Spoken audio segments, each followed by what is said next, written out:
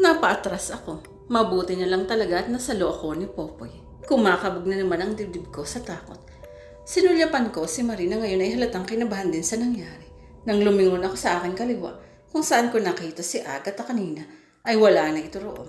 Nakapatingin ako sa malayo at doon ko siya nakitang nakatayo. Rosie, sigaw ni Popoy na niyugyug pa ako. Napatingin ako sa kanya. Popoy, ano bang nangyayari sa'yo? Tanong niya. Mabilis pa rin ang bawat paghinga ko. Nakita ko si Agatha. Hindi ko alam kung bakit ko sinabi yun kay Popoy, pero agad kong pinagsisihan yun dahil gaya na Cindy at Miguel ay hindi rin sila naniwala sa sinabi ko. Gutom ka ba? Tanong niya. Totoo ang sinasabi ko. Hindi ako naputo lang sinasabi ko dahil sa biglaang pagkulo ng tiyan ko. Ngumiti si Popoy. Hindi ka nga gutom. Sabi niya sabay tayo at pinagpagan ng kanyang puwitan. Inalahad niya sa akin ang kanyang kamay. Di kakain tayo. Sabi niya. Kinuha ko naman ang nakalahad niyang kamay. Tumingin si Popoy kay Marie. Sama ka sa amin, Marie. Ngumiti naman ang batang nakasayad sa amin at tumayo na sa bench. Mas gumaganda si Marie kapag nakangiti siya. Nakikita ko ang malalim na dimple sa kanang bahagi ng pisngi niya. Nagtungo kami doon sa kantina ng orphanage kung saan daw kumakain ng mga bata at sa bahay ang punan. Nakakatuwang kasama si Marie. Madaldal din pala siya. Walang preno ang bibig. Patuloy lang siya sa pagkukwento tungkol sa buhay niya, kung anong nangyari sa mga magulang niya, at kung paano siya napunta sa bahay ampunan. Ayon sa kwento ni Marie, namatay raw ang papa niya dahil sa pamamaril ng isang hindi kilalang tao, at ang mama naman niya ay nagpakamatay dahil sa hirap ng buhay. Ramdam ko ang lungkot sa boses ni Marie habang kinukwento niya iyon. Kinupkup siya ng kanyang tiyahin, ngunit sa kasamaang palad ay inabuso siya nito. Kaya pala mayroon siyang sugat sa kanyang mga binti at may marka ng kamay sa kanyang balikat. Pagkatapos namin kumain na pagpasyahan namin maglakad-lakad sa koridor ng orphanage, si Popoy naman ngayon ang nagkukwento. Sagat-tagal na namin magkaklase ni Popoy, alam ko na ang kwento ng buhay niya. Hiwalay ang mga magulang niya. Ang mama niya ay may sarili ng pamilya at ang papa naman niya ay nalulong sa drugs hanggang sa naging drug pusher kaya nakulong. Kawawa ka naman pala Kuya Popoy, sabi ni Marie. Bagya namang hinilo ni Popoy ang maladorang buhok ni Marie. Hindi naman ako kawawa, Marie, sabi ni Popoy. Ngumiti si Marie bago niya ibinaling sa akin ang kanyang atensyon. Ikaw naman ang magkwento, Ate Rosie, masaya niyang sabi. Namatay rin ang mga magulang ko dahil sa isang aksidente. At kagaya mo, ay kinupkup din ako ng tiyahin ko na kapatid ng papa ko. Kwento ko.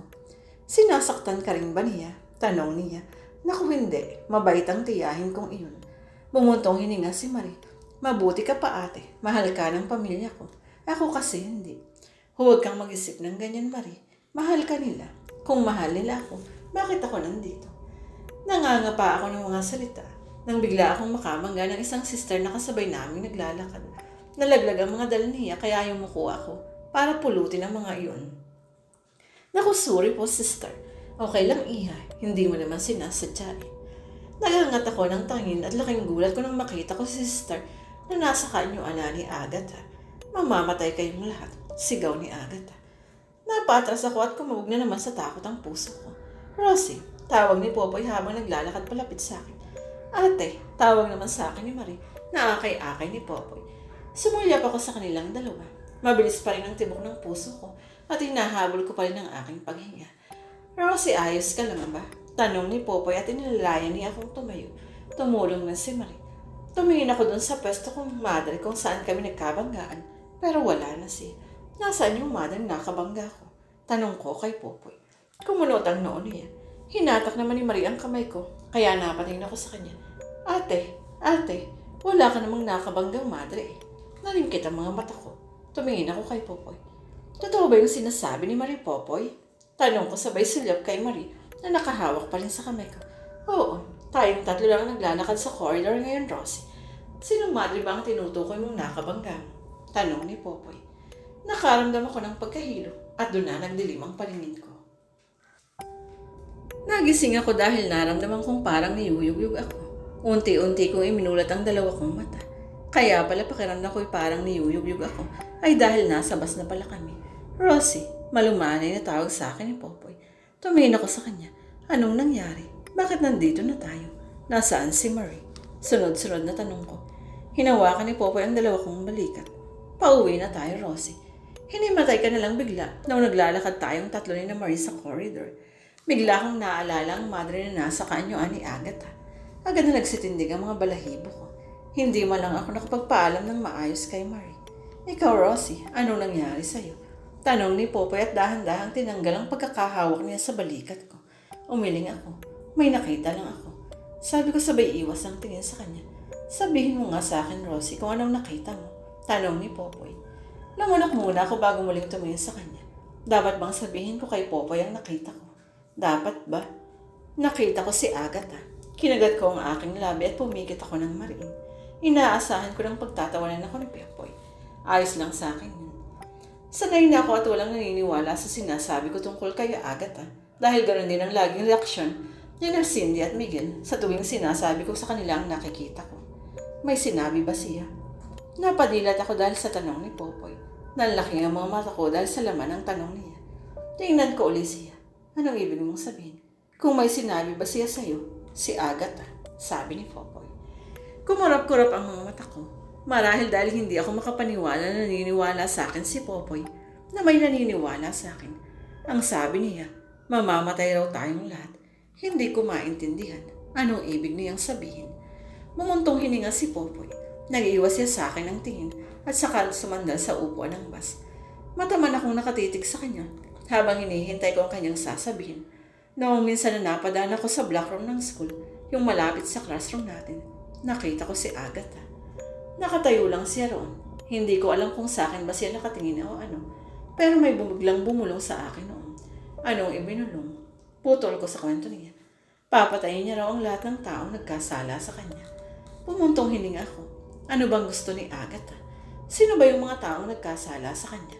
Biglang may palaisip ang sumagi sa akin. Kasama kaya ako sa sinabi niyang mga taong nagkasala sa kanya.